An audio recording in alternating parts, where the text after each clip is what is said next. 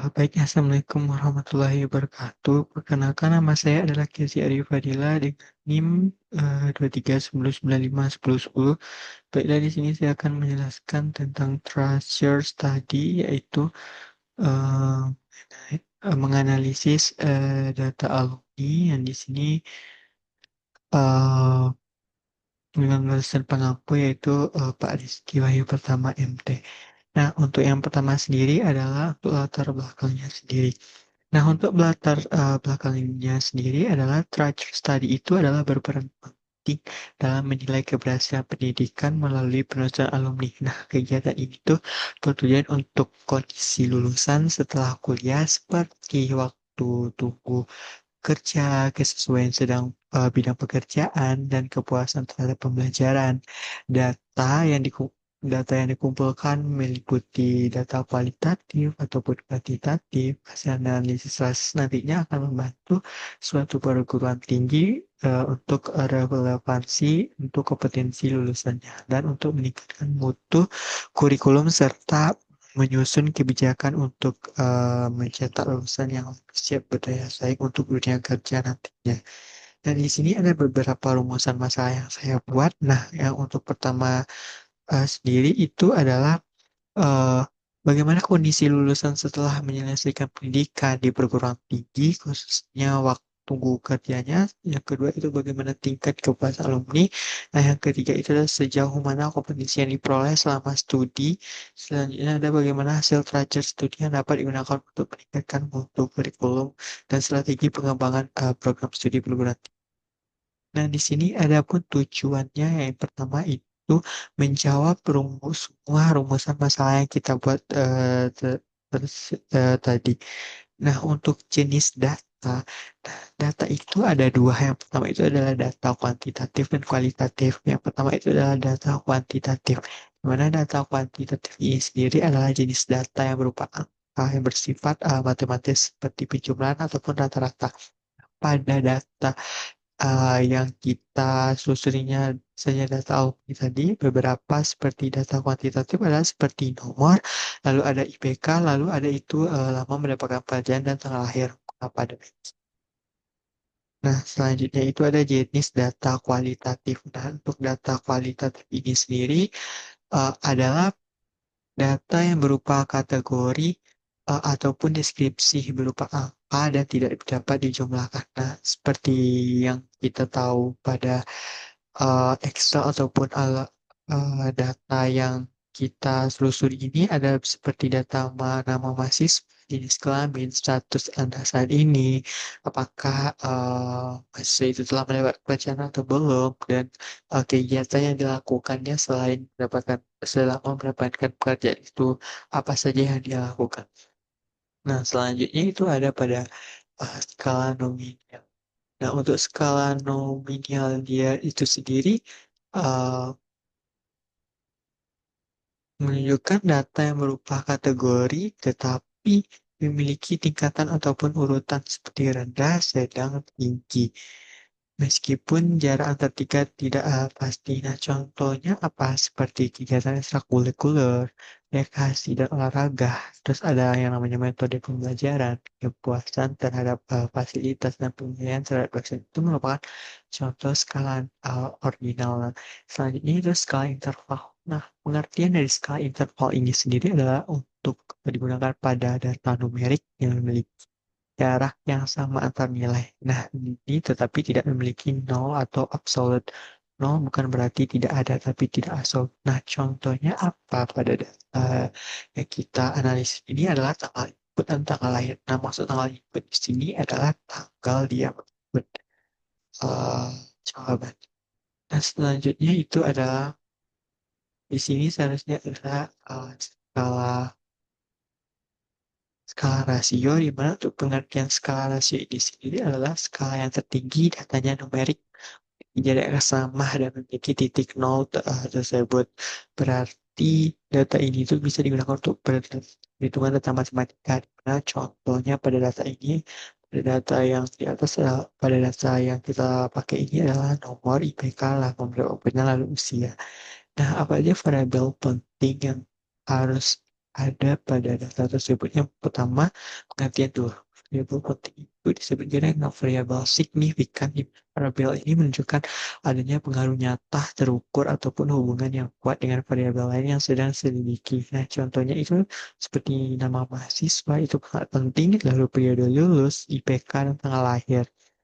Nah, itu tuh eh, sebelumnya ini variabel tidak penting, di mana variabel tidak penting itu merupakan variabel yang kurang mendukung dari variabel penting, di mana untuk variabel yang tidak penting itu sendiri adalah seperti ada tanggal input, nomor responden, kode, dan kemudian komentar tanpa catatan operator, dan nomor verifikasi. Berarti selain dari itu merupakan variabel penting pada data tersebut. Nah, selanjutnya ada saya ambil sampel seperti contoh yaitu saya mengambil sampelnya di sini contohnya itu nilai IPK saya jadikan untuk grafik batang. Nah, di sini yaitu distribusi nilai IPK mahasiswa yang mana untuk X-nya itu sendiri adalah rentang IPK dari 3 sampai 4. Nah, sumbu Y adalah jumlah mahasiswa. Nah, grafik ini berbentuk diagram batang vertikal dengan warna biru yang menunjukkan jumlah mahasiswa pada setiap batang IPK dari grafik tersebut. Dan rentang IPK dari 3,4 itu sampai ke 59 mahasiswa yang terbanyak yaitu sekitar 39 mahasiswa. Diikuti dengan rentang 3,6 sampai 3,9 yaitu sekitar uh, 30 orang. Sedangkan selanjutnya itu 3,20 sampai 3,39 itu 12 mahasiswa. Sedangkan 3 sampai 3,11 hanya 5 mahasiswa. Sedangkan rentang 3,8 sampai 4 itu hanya satu mahasiswa. Nah, dari sini dapat kita simpulkan bahwa besar mahasiswa di IPK antara 3,4 hingga 3,79 berarti mayoritas bawah berada di kategori sangat memuaskan hingga bentuk distribusi ini condong ke bukan bahwa rata-rata IPK mahasiswa cukup tinggi. Dan di sini ada contoh tabel distribusi frekuensi IPK-nya di mana dikategorikan yang saya lakukan yaitu 3,19 itu ada 5 mahasiswa, sedangkan 3,2 sampai 3,9 pada 12 mahasiswa, 3,4 sampai 3,9 itu ada 39 mahasiswa, sedangkan 3 sampai 79 itu ada 30 mahasiswa, selanjutnya 3 sampai 4 ada 1 mahasiswa. Nah, selanjutnya pada menunjukkan jenis mahasiswa yang mana birunya itu ada laki dan yang biru itu adalah perempuan. Nah, dia karena ini menampilkan proporsi jenis kelamin mahasiswa dalam persentase, di mana berdasarkan data laki-laki mendominasi dengan 79% total mahasiswa, sedangkan perempuan hanya 21 mahasiswa. Artinya dari 100 mahasiswa, sekitar 79 orang adalah laki-laki dan hanya 21 orang perempuan. Nah, didominasi laki-laki ini bisa menunjukkan bahwa program studi jurusan tersebut cenderung dimengerti oleh laki-laki, misalnya bidang teknik maupun teknologi yang lainnya. Grafik ini juga menunjukkan efek bayangan visual bahwa lebih menarik dan lebih membaca. Nah, ini contoh jika kita tampilkan dalam bentuk tabel frekuensi di mana jumlah laki-laki itu sendiri adalah 64, sedangkan perempuan adalah 17. Data yang kita miliki adalah 4,17 itu sendiri adalah sekitar sekitar 81 data. Selanjutnya itu ada apa? Itu adalah grafik garis. Nah, untuk grafik garis saya ambil sampel adalah waktu kerja dalam bulanannya. Untuk sumbu X-nya sendiri adalah nomor responden setiap titik mewakili satu orang responden, sedangkan untuk sumbu Y adalah waktu tunggu kerja. Itu berapa lama bulan dia mendapatkan pekerjaan. Nah, graf itu tuh menunjukkan bahwa antara responden dan lamanya waktu tunggu untuk berapa pekerjaan setelah selesai, lalu setiap titik biru mewakili satu responden dan garis biru juga menghubungkan titik-titik menunjukkan variasi antara responden. Nah, pola yang terlihat menunjukkan frekuensi tajam, artinya waktu tunggu kerja sangat bervariasi antara satu mahasiswa dengan yang lainnya. Dan responden yang memiliki waktu tunggu sangat cepat dan seperti 0 sampai 2 bulan, bahkan ada juga sebelum dia lulus dia sudah mendapatkan pekerjaan.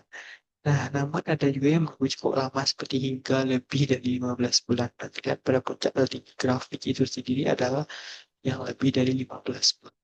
Nah, secara umum data ini tuh kayak menggambarkan bahwa tidak semua lulusan sekolah pekerjaan, tetapi sebagian besar berhasil memperoleh pekerjaan dalam kurang dari 1 tahun. Ini merupakan contoh dari jika kita buat dalam bentuk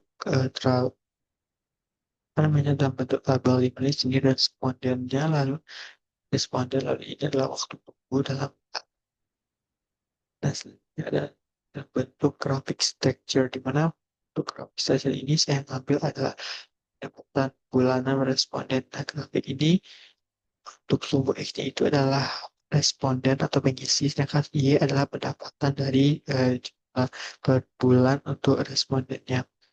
Nah, grafik ini berbentuk scatter plot diagram pancar di mana setiap titik awal mewakili pendapatan satu responden. Nah, skala pada sumbu Y menunjukkan pendapatan dalam juta rupiah dengan kisaran antara 0,5 juta hingga 6 juta rupiah per bulan.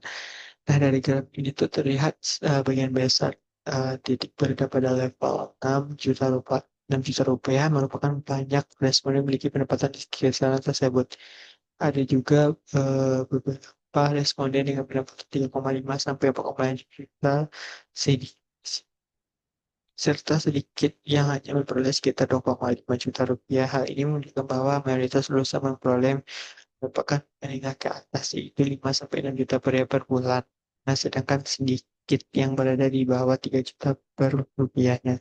Nah, distribusi ini sebenarnya memberikan variasi pendapatan antar responden itu cukup besar namun masih dalam relatif yang wajar untuk lulusan baru. Nah, apa yang dapat kita dapat kesimpulan dari keempat grafik ini? Nah, yang pertama itu adalah sebagian besar memiliki mahasiswa yang PK itu sekitar 3,4 sampai 3,9 menunjukkan performa akademik yang baik. Nah, yang kedua itu adalah mayoritas mahasiswa adalah laki-laki, jadi 5% lebih besar dari perempuan. Nah, waktu tunggu kerja bervariasi, namun yang masih dalam batas wajar itu dalam 1 tahun. Yang keempat itu pendapatan rata-rata berkisar sampai 5 sampai 6 juta rupiah per bulan. Itu menunjukkan bahwa mereka mendapat kerja dengan tingkat kesejahteraan yang cukup baik. Nah, secara keseluruhan data itu kayak menggambarkan profil lulusan yang berkualitas tinggi, cepat terseret di dunia kerja dan memiliki penghasilan yang layak meskipun terdapat variasi individu dalam waktu yang tunggu yang berpendapat. Nah, kesimpulan yang dapat kita ambil itu berdasarkan analisis data yang kita lakukan, mayoritas responden menjadi laki-laki dengan masa bekerja rata-rata di bawah 1 tahun, serta memiliki pendapatan per bulannya itu 5 juta. Dan itu menunjukkan sebagian besar responden merupakan tenaga kerja baru namun berpenghasilan cukup tinggi. Data ini bersifat campuran antara kualitatif dan kuantitatif yang menggambarkan karakteristik responden didominasi oleh individu singkat tetapi berada pada tingkat ekonomi yang sangat bagus. Penjelasan saya pun najis. Jadi itu, nah,